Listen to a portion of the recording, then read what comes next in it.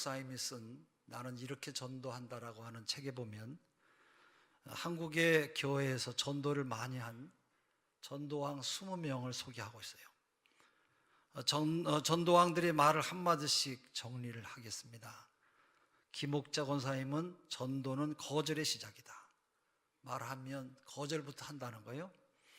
김정순 집사님은 희생과 인내의 열매이다.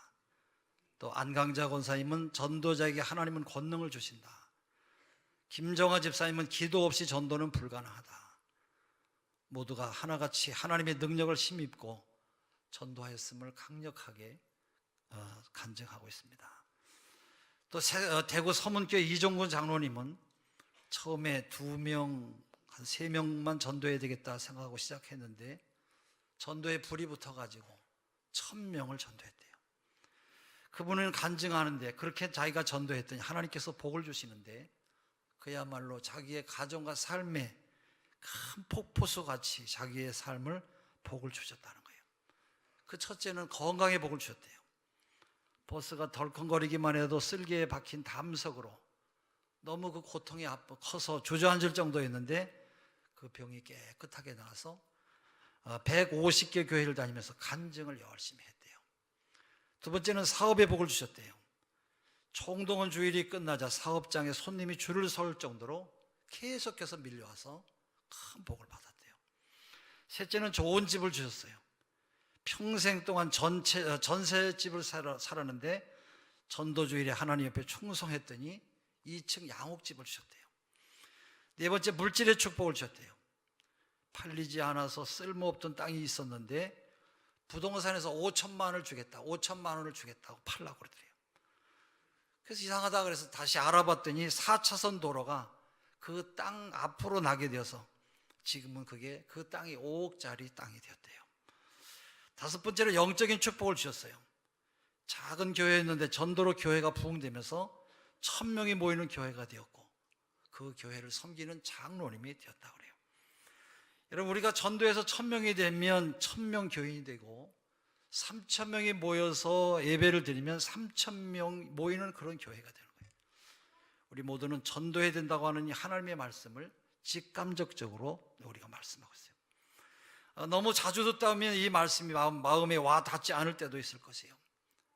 그러나 10번 들어도 순종하지 아니하면 듣지 않은 사람하고 똑같고, 또 반대로 예수님의 복음을 전해야 되겠다는 열정을 가지고 가슴에 내 마음에 품고 살아간다면 그 사람은 말씀대로 순종하는 사람이죠. 그러나 대부분의 사람들은 교회가 전도 축제를 하든지 아니면 새생명 전도 축제를 할 때 그것은 나하고 전혀 상관이 없는 일이다, 관심이 없어요. 하나님의 말씀이 나의 생각과 행동에 영향을 미치지 못한다고 하면 아무리 여러분 많은 말을 듣는다고 무슨 소용이 있겠어요? 아무 소용이 없는 것이죠. 이제 총동원 전도주의를 앞두고 우리가 왜 전도해야 되는지 또 좀 더 구체적으로 말씀을 드리려고 하는데, 성령께서 여러분의 마음의 문을 열어주시고 여러분의 귀를 열어주셔서 말씀을 듣고 모두 다 순종하는 하나님의 사람들이 되시기를 바랍니다. 하나님께서 우리에게 주신 가장 귀한 것이 어떤 것입니까? 그것은 이 세상을 구원하는 일이에요. 이것이 유일한 하나님의 뜻이고 궁극적인 하나님의 목표예요. 우리는 이 귀한 사실을 한순간도 잊어서는 안 될 것이에요. 하나님은 이 세상을 여러분 어떻게 구원하십니까? 복음을 전함으로 구원하세요. 이를 위해서는 전하는 그런 사람이 있어야 돼요. 하나님은 예수님을 하늘나라로 올리신 다음에 성령을 보내셨는데, 성령은 우리 교회로 하여금 우리의 입을 열어서 복음을 전하도록 하기 위해서 오셨어요. 따라서 성령을 모시고 사는 사람은 누구든지 복음을 전하려고 하는 열정이 우리의 가슴에 있어요. 하나님 나라는 여러분 복음을 전하는 사람을 통해서 완성하시죠. 또 온 세계가 하나님을 영화롭게 하는 그날이 올 때까지 복음 전하는 일을 중단할 수 없다고 하는 것이 우리 하나님의 뜻이에요. 우리가 자주 하는 말이 있어요. 어떻게 하면 우리가 하나님 뜻대로 삽니까? 어떻게 하면 하나님을 기쁘시게 하며 살겠습니까? 어떤 면에서 이 말이 사치스러운 말일 수도 있어요. 그러나 이 해답이 간단한데, 정말로 우리가 하나님을 기쁘시게 하기를 원한다면 그것은 그분이 원하는 그 뜻을 우리가 순종하면 되는 것이에요. 나의 삶 전부를 다 사용해서 예수 그리스도를 전하는 일에 내 마음을 쏟는다고 한다면 그는 자동적으로 하나님을 기쁘시게 하는 사람이 되는 것이에요. 반복하는 일상생활입니다만 먼저 그의 나라와 그의 의를 구하는 일에 삶의 초점을 맞춰서 날마다 우리가 기도하는 마음으로 성실하게 살아간다고 하면 그것이 바로 하나님의 뜻대로 살아가는 삶이에요. 그래서 전도는 우리가 선택할 숙제가 아니라 필수적인 과제예요. 해도 되고 안 되는 것이 아니라 꼭 순종해야 될 필수 과목이다, 그런 얘기예요. 우리는 사도 바울의 심정을 항상 우리의 마음에 가지고 있어야 돼요. 사도 바울은 고린도전서 16장에서 16절에서 자기의 마음을 바로 아주 솔직하게 고백했는데, 내가 복음을 전할지라도 자랑할 것이 없으면 내가 부득불 할 일임이라 그랬어요. 사도 바울도 부득불 전도를 할 때가 있었다는 것이에요. 이 부득불이라고 하는 이 말은 하기 싫은데도 억지로 할 때가 있었다, 그런 이야기예요. 그렇게라도 하지 않으면 하나님께서 나에게 화를 내리실지 모르기 때문에 두려워서 억지로 한다는 것이에요. 여러분, 이것이 바로 사도 바울의 심정이었어요. 사도 바울이 여러분 항상 복음을 전하는 일이 그렇게 즐겁고 여러분 항상 기뻤겠습니까? 그 사람도 역시 인간이기 때문에 어떤 때는 전하기 싫을 때도 많이 있었을 것이에요. 사람들이 무섭고 핍박하는 것이 싫어서 도망이라도 치고 싶었을 그런 마음도 있었을 것이에요. 어떤 때는 육신이 약해서 쉬었으면 좋겠다는 그런 생각도 얼마든지 있었을 것이에요. 그럼에도 불구하고 전하고 싶지 않을 때도 억지로 복음을 전해야 했다고 그렇게 말하고 있어요. 하나님께서 맡기신 일이기 때문에 순종하기 위해서 전했다는 것이에요. 오늘 우리들도 이런 사도 바울의 심정, 이런 사도 바울의 마음을 가지고 우리가 살아야 될 것이에요. 전도하기 싫어도 억지로 전해야 되는 것이 바로 하나님을 기쁘시게 하는 일인 것을 항상 마음에 간직하시고 여러분 믿음 안에서 살아가시길 바랍니다. 본문에 보면 우리가 왜 전도해야 되는지, 그리고 전도를 위해서 하나님께서 우리에게 주신 것에 대해서 말씀하고 있어요. 십자가에서 죽으신 예수 그리스도께서 사흘 만에 부활하셔서 제자들을 찾아오셨어요. 그리고 제자들에게 마지막으로 이 말씀을 하신 다음에 하늘로 승천해 올라가셨어요.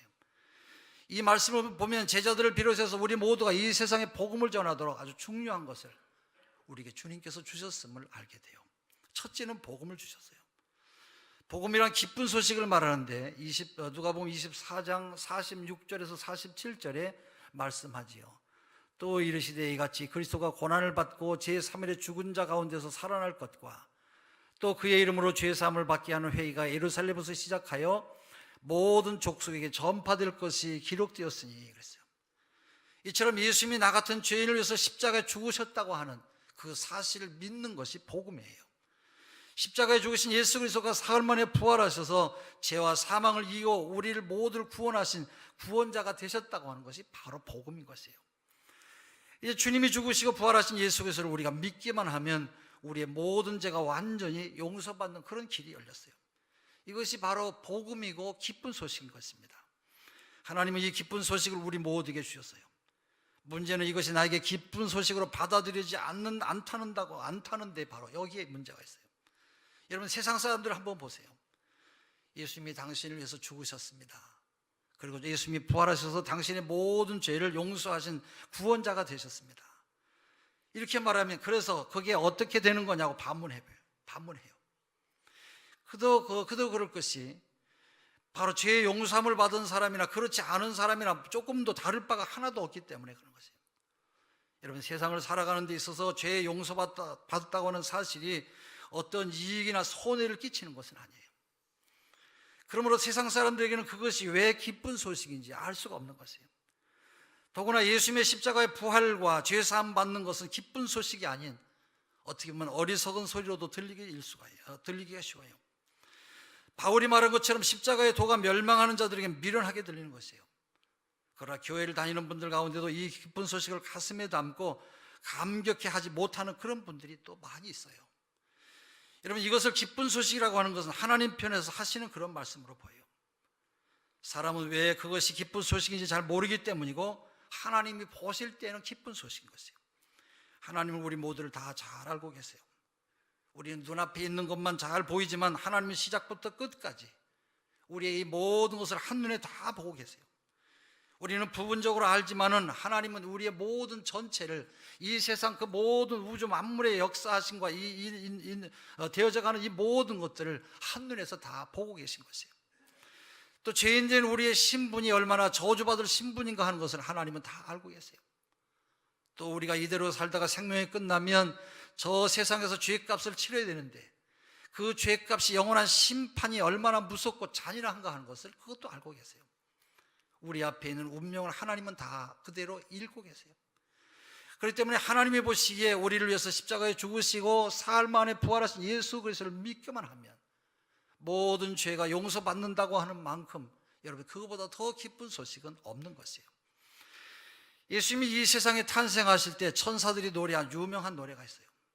누가복음 2장 10절 보라 내가 온 백성에게 미칠 큰 기쁨의 좋은 소식을 너에게 전하노라. 이 말이 얼마나 강도가 높고 센 말인지 몰라요. 큰 기쁨의 좋은 소식이라는 것이에요.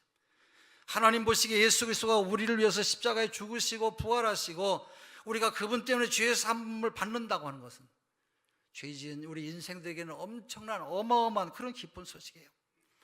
이 소식은 우리의 생명을 살리고 이 땅에서 우리 모두를 축복받는 하나님의 사람으로 또 하나님께서 은혜도 함께 나누어 주시는 것이에요.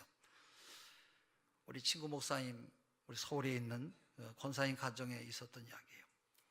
남편은 교회를 다니지만 부인은 권사님으로 아주 신실한 그런 믿음의 사람이에요.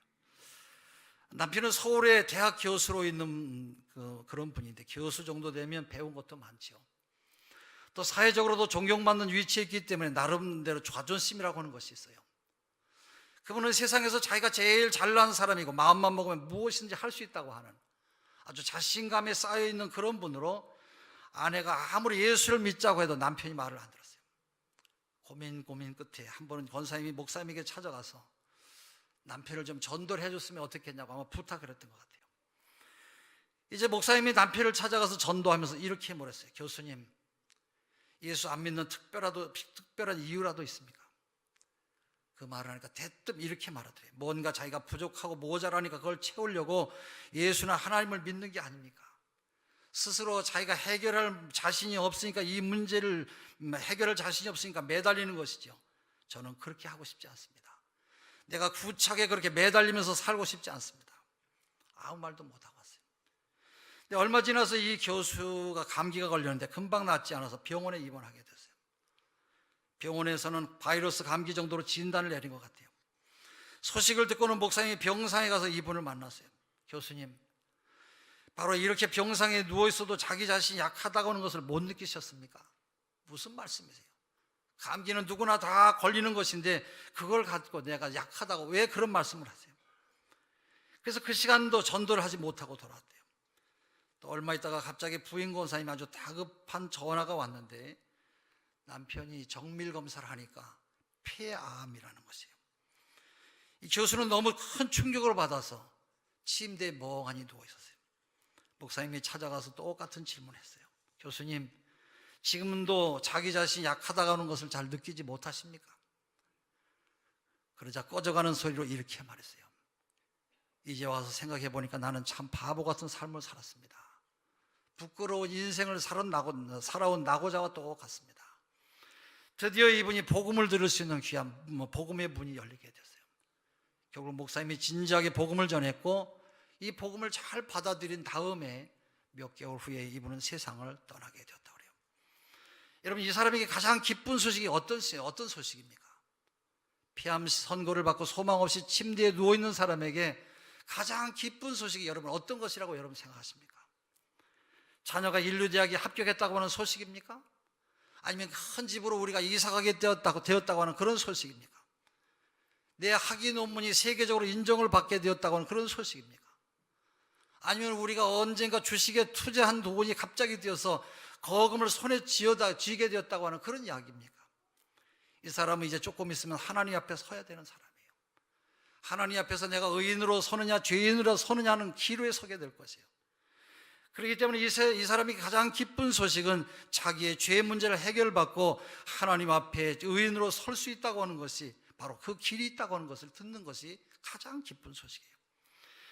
여러분, 하나님이 보실 때 기쁜 소식은 바로 복음인 것이에요. 그러므로 우리 모두에게 하나님은 이 기쁜 소식을 주셨어요. 나도 구원받고 또 다른 사람을 구원하도록 하기 위해서 하나님은 이 귀한 소식을 주셨어요. 그러므로 복음을 전하는 것이 부끄러워서 아직도 입을 열지 않고 미루기만 하고 있는 분들이 있다고 하면 우리의 마음을 고쳐야 돼요. 여러분, 이것만큼 더 기쁜 소식은 없어요. 또 우리에게 전도하라고 소명을 주셨어요. 소명이란 하나님께서 어떤 일을 시키기 위해서 부르신 것을 말해요. 하나님께서 우리를 증인되라고 부르셨어요. 오늘 우리가 읽었습니다만 48절에 너희는 이 모든 일의 증인이라 그랬어요. 여러분, 증인은 바로 예수 그리스도의 복음을 전하는 사람을 말해요. 증인은 보고 들은 대로 말하는 사람이에요. 우리는 처음 부활을 본 사도 바울이 사도들이 써놓은 성경을 통해서 예수님의 죽음과 부활을 봤어요. 또 예수님이 우리의 구원자가 된 것을 봤어요. 그리고 우리가 증인임으로 본 그대로 주님께서는 전하라는 것이에요. 증인이라고 하는 말은 말티스, 복수로는 말티레스라고 하는 말로, 이 말을 다른 말로 말하면 순교자 또는 증인, 또 순교자라고 그렇게 말해요. 하나님은 우리 모두를 복음을 전하는 일을 위해서 부르셨어요. 부르시되 죽도록 생명을 걸고 전하는 자리로 우리를 부르셨어요. 그래서 증인과 순교자라고 하는 말은 똑같은 말이에요. 단어는 다르지만.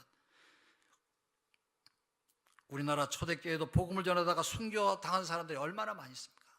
그들의 순교의 피가 오늘 우리 한국교회를 살렸고 우리 민족을 하나님께 부강한 국가로 하나님께서 그 피값으로 우리 모두를 복주신 줄로 믿습니다. 성경을 기록하기 이전 초대교회에서는 복음을 전하다가 많은 사람들이 죽었어요. 그럼에도 불구하고 하나님은 복음을 전하라고 우리를 불러주셨는데 이것이 바로 소명인 것이에요. 너희는 이 모든 일의 증인이라고 할 때 너희는 누구를 말해요? 어떤 사람은 사도들 혹은 예수님의 12제자라고 말해요. 어떤 사람은 선교사나 목사 지망생으로 신학교에 가는 사람들이라고 그렇게 말해요. 여기 너희는 12사도들을 말하고 또 그들을 통해서 지상에 나타날 모든 교회, 그 교회의 지체, 성도들을 말해요. 그리고 그 교회 안에 또 내가 함께, 여러분이 함께 포함이 됐어요. 그러므로 내가 복음을 전하는 증인으로 부름받은 것이에요. 이게 소명이지요. 여러분, 신자가 된다고 하는 것이 뭘 말하는 것이에요? 하나님께서 우리에게 부탁하신 일이 무엇인가를 발견하는 소명의식을 갖게 되었다고 하는 말과 똑같은 말이에요. 다시 말씀드리면 우리를 통해서 복음을 전함으로 하나님의 이름이 높임을 받는 것이고 또 하나님의 나라, 바로 하나님의 나라가 바로 이 땅에 우리를 통해서 임하는 것이에요.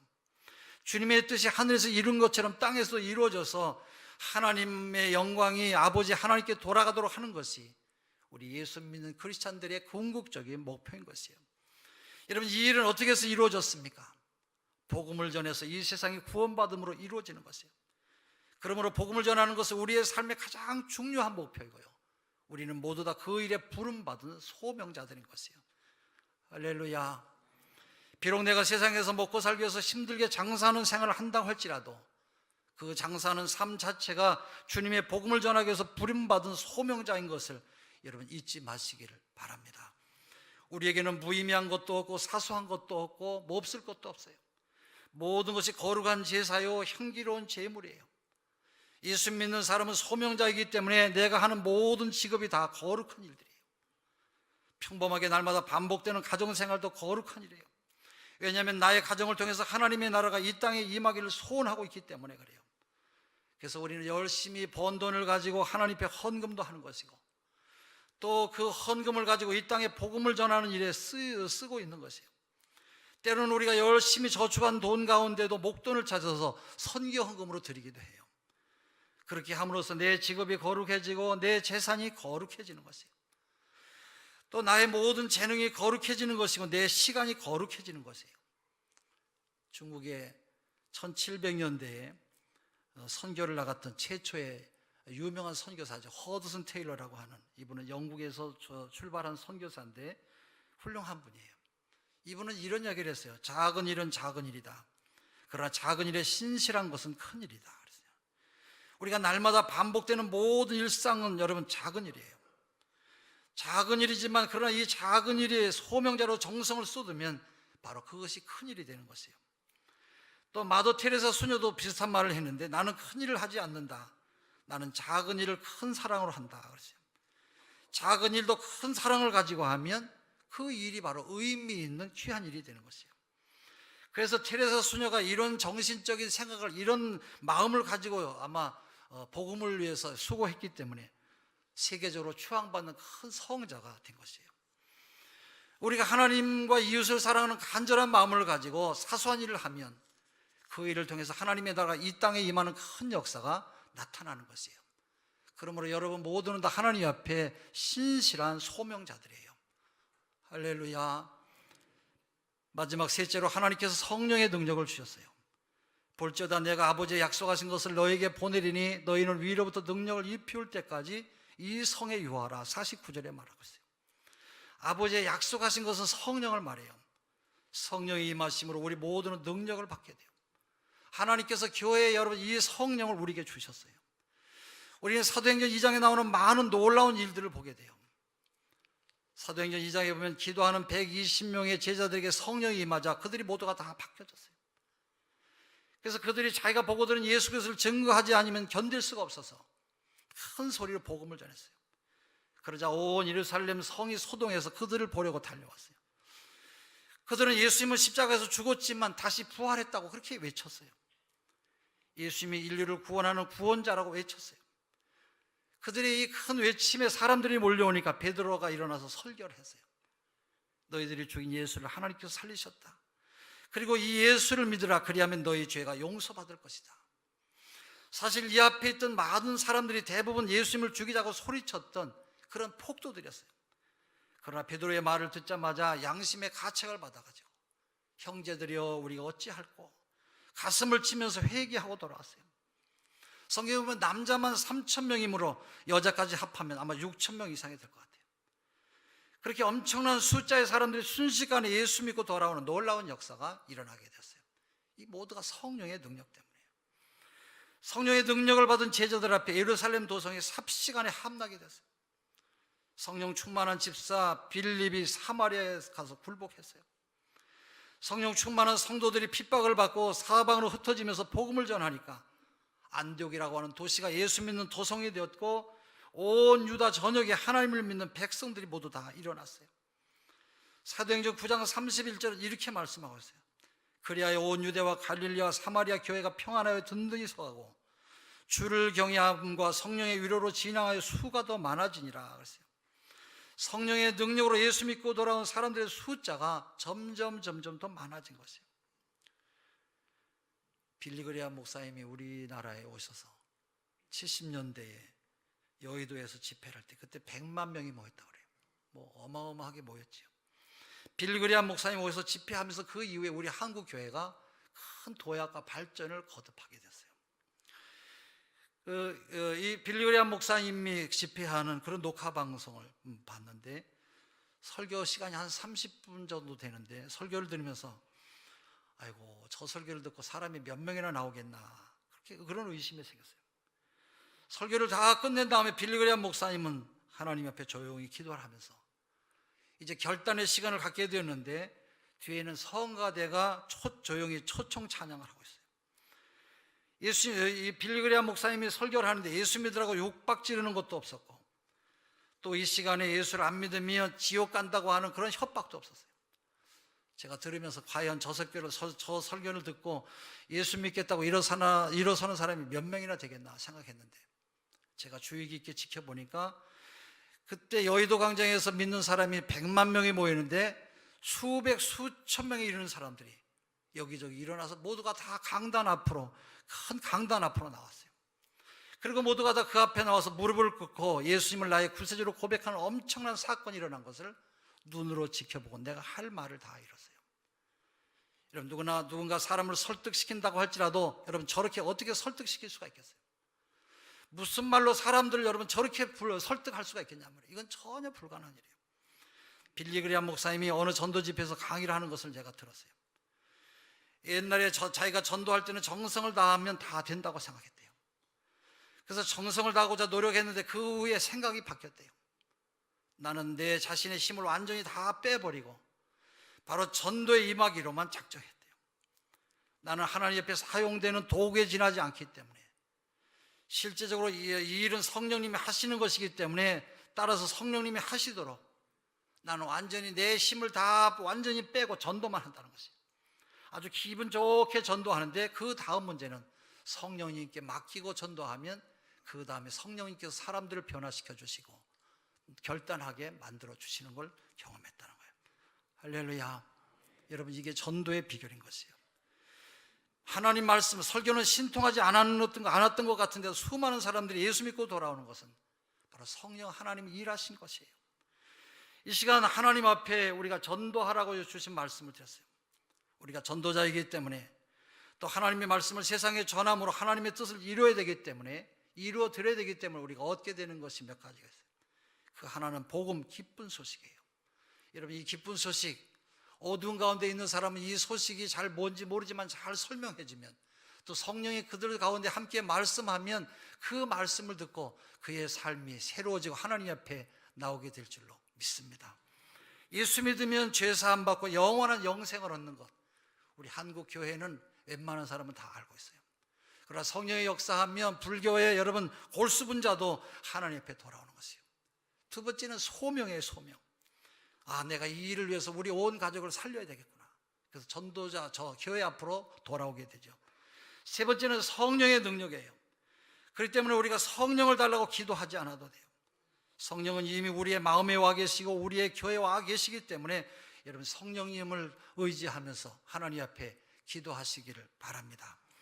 또 우리에게 하나님 앞에 큰 능력을 달라고 기도하세요. 성령으로 충만하게 해달라고 기도하세요. 우리를 통해서 완악한 심령이 회개하고 돌아오는 놀라운 기적이 우리 가운데 함께 하실 줄로 믿습니다. 이번 총력 전도주일에 하나님께서 놀라운 일을 하실 것을 믿으면서, 바로 우리를 통해서 주님은 일하실 것을 믿으면서 기도와 전도에 힘을 더하시는 여러분 되시기를 주의 이름으로 축원합니다. 기도하겠습니다. 하나님 아버지, 우리에게 기쁜 소식을 주신 것을 감사합니다. 증인으로서의 소명을 주셨사오니 우리 모두가 이 소중한 것을 받았사오니 한 사람도 빠지지 아니하고 열심히 복음을 전해서 총력 전도주일 때 수많은 영혼이 구원받는 성령의 역사가 우리 가운데 함께하여 주시옵소서. 그리하여 그 하나님의 영광을 세세토록 돌릴 수 있도록, 하나님께 돌릴 수 있도록 복나려 주시옵소서. 예수 그리스도 이름으로 기도합니다.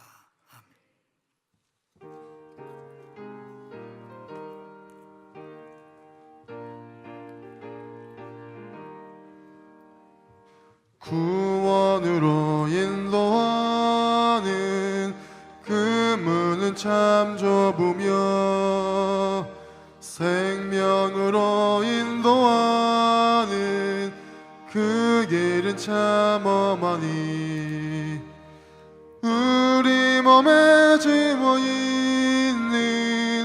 그 더러운 죄짐을 하나 없이 벗어놓고 힘써서 들어갑시다.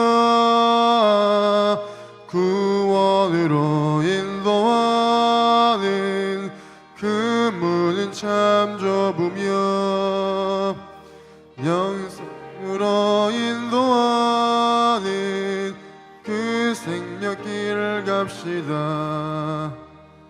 이 세상에 많은 사람 큰 문으로 들어가 넓은 길로 갈지라도 멸망으로 끝나니 세상 헛된 부귀 영화 모두 내어버리고 주의 말씀 순종하여 그 생명길로 갑시다. 구원으로 인도하는 그 좁은 문 들어가 영생으로 인도하는 그 생명길 갑시다. 구원의 문 열렸으니 주의 공로 힘입어 주저 말고 들어가서 생명길로 갑시다. 구원의 문 닫힌 후엔 들어가고 싶으나 한 번 닫힌 구원의 문 또 열려지지 않으리. 구원으로 인도하는 그 좁은 문 들어가 영생으로 인도하는 그 생명길 갑시다. 드려진 예물 위해서 기도합니다. 우리를 사랑하신 아버지 하나님, 주님이 사랑하는 성도들이 주 앞에 귀한 예물을 올립니다. 한 주간 동안도 주의 말씀대로 살아가도록 은혜 주셨사오니 우리 모두가 남은 생일 아름다운 성도의 삶을 살아가는 귀한 백성들 되게 하여 주시옵소서. 특별히 금년 안에 우리 모든 성도들은 주님의 관심이 우리의 관심이 되게 하시고 내 관심이 되게 하여 주시옵소서. 그래서 주님이 찾고자 하는 하나님의 사람들을 주님 앞으로 인도하는 전도자들이, 믿음의 백성들이 다 되게 하여 주시옵소서.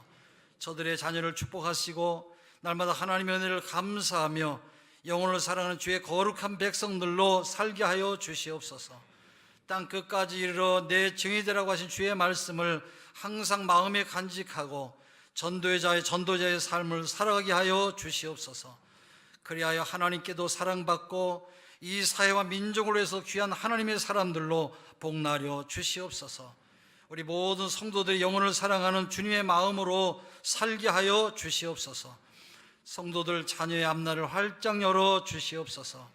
특별히 하나님 기도하옵기는 지난주에 우리나라 포항 지역에 지진과 재난으로 인하여 많은 사람들이 어려움과 고통 가운데 있습니다. 이 나라 하나님 안정되게 도와주시옵시고 북한의 핵 도발과 이런 여러 가지 재난과 어려움이 있습니다. 하나님, 우리 백성들이 모두가 다 평안한 마음과 하나님께서 주시는 사랑의 마음과 그 귀한 마음을 가지고 하나님을 섬기며 교회를 섬기며 이웃을 섬기는 하나님의 사람들 되게 하여 주시옵소서. 그래서 저들의 아버지 재난이 어려움이 오히려 화가 변해서 복이 되게 하시고 저들의 고통이 변해서 축복이 되게 하여 주시옵소서.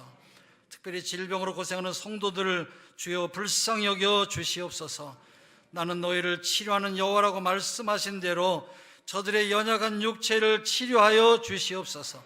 아픈 곳에 손을 얹겠습니다. 믿음으로 손을 얹으세요. 내가 예수 그리스도의 이름으로 명하노니 모든 육체의 질병은 깨끗이 치료될지어다. 예수의 이름으로 치료될지어다. 주의 능력이 치료할지어다. 치료의 능력이 저들에게 함께할지어다. 하나님을 경외하는 너에게는 치료하는 광선을 바라겠다고 하셨사오니 저들의 병든 육체를 치료하여 주시옵소서. 연약한 육체를 강건케 하여 주시옵소서. 병든 육체는 강건할지어다. 연약한 육체는 깨끗이 치료될지어다. 뛰며 걸으며 살아계신 하나님의 능력을 경험할지어다. 주의 보혈이 저들의 심령 가운데 함께할지어다. 각양 모든 질병에서 노임받을지어다. 모든 질병은 다 떠나갈지어다. 하나님의 사랑하는 모든 성도들 늘 기쁨과 감사 속에 성령 충만함으로 살게 하여 주시옵소서. 오늘도 군문에 있거나 해외에 있거나 혹은 객지에 있는 성도들의 신변을 보호하여 주시옵소서. 오늘도 토굴이나 기도원 아니면 병원에 입원해서 병중에 고생하는 성도들 하나님께서 긍휼히 여겨주시고 저들의 간구를 외면하지 마시고 저들의 소원이 응답되게 하여 주시옵소서. 특별히 수능시험을 보기 위해서 준비하는 우리 학생들 하나님께서 저들 모두 지혜와 명철을 주시고 시험을 통해서 저들이 앞날의 길을 활짝 열리는 복도 함께하여 주시옵소서. 감사하며 예수님의 이름으로 기도하옵나이다.